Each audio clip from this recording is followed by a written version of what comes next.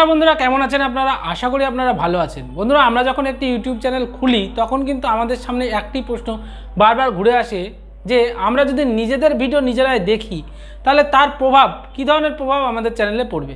সেক্ষেত্রে আমাদেরকে প্রথমে ইউটিউবের যে অ্যালগরিদম এবং ইউটিউবের যে বিজনেস মডেল সেটিকে ভালোভাবে বুঝে নেওয়া কিন্তু খুবই প্রয়োজন। ইউটিউবের যে বিজনেস মডেল সেটি সবসময় চাই যে আপনার চ্যানেলে যখন তারা অ্যাডভার্টাইজ প্রোভাইড করে তখন যেন আপনার চ্যানেলের মাধ্যমে প্রচুর দর্শক সেই অ্যাডভার্টাইজমেন্টকে দেখে এবং তাদের অ্যাডভার্টাইজাররা জানে অনেক দর্শকদের সামনে পৌঁছে যায়। তাহলে কি হয়, অ্যাডভার্টাইজ যারা প্রোভাইড করে তাদের যে প্রোডাক্ট সেগুলি যে বিক্রি হওয়ার চান্স সেটি কিন্তু খুব বেড়ে যায়। সেক্ষেত্রে আপনি নিজেই যদি সেই ভিডিওটি বারবার দেখেন এবং আপনার ভিডিওতেই যদি সেই অ্যাডভার্টাইজটা আপনার সামনে বারবার আসতে থাকে তাহলে কিন্তু তাদের যে অ্যালগরিদম বা তাদের যে বিজনেস মডেল সেটি ক্র্যাশ করার সম্ভাবনা থেকে যায়। আর এই কারণে যদি আপনার চ্যানেল মনিটাইজ হয়ে থাকে তাহলে তারা যে কোনো মুহূর্তে আপনার চ্যানেলকে ডিমনিটাইজ করে দিতে পারে, অথবা যদি আপনার চ্যানেল মনিটাইজ না হয়ে থাকে তাহলে কিন্তু আপনার চ্যানেলকে ডাউন করে দিতে পারে ইউটিউবের অ্যালগরিদম। এবার আসি ইউটিউব কিভাবে ডিটেক্ট করে যে তাদের ভিডিও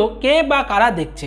ইউটিউব সবসময় আপনার যে আইপি অ্যাড্রেস অর্থাৎ আপনি যে নেটওয়ার্ক ইউজ করছেন আর যে আইপি অ্যাড্রেস, সেই আইপি অ্যাড্রেসের ওপর নির্ভর করে কিন্তু ইউটিউব আপনার ভিডিও কে দেখছে বা কতজন দেখছে সেই হিসাবটি করে থাকে। আপনাদের অবশ্যই জানা আছে যে আইপি অ্যাড্রেস ধরুন হলো একটি গেটওয়ে, যার মাধ্যমে আপনি আপনার ডিভাইস থেকে কোনো সিগন্যাল পাঠাচ্ছেন এবং আপনার ডিভাইসে কোনো সিগন্যাল আসছে, গেটওয়ের মাধ্যমে কিন্তু সিগন্যালগুলি আপনার ডিভাইসে আসে।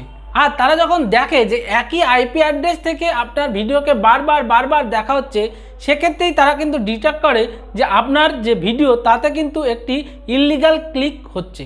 আর এক্ষেত্রে সবচাইতে বড় আরও একটা যাদের প্রবলেম, যারা ওয়াইফাই নেটওয়ার্ক ইউজ করে।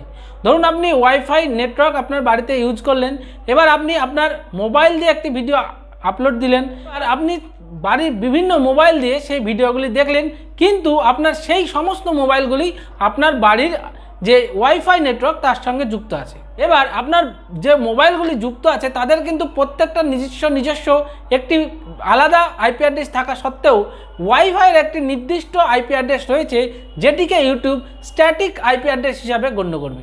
আর সেক্ষেত্রেও আপনার যে ভিডিও দেখা অর্থাৎ সেটিকে ইউটিউব একটি ইনভ্যালিড ক্লিক থ্রু হিসাবে কিন্তু হিসাব করবে।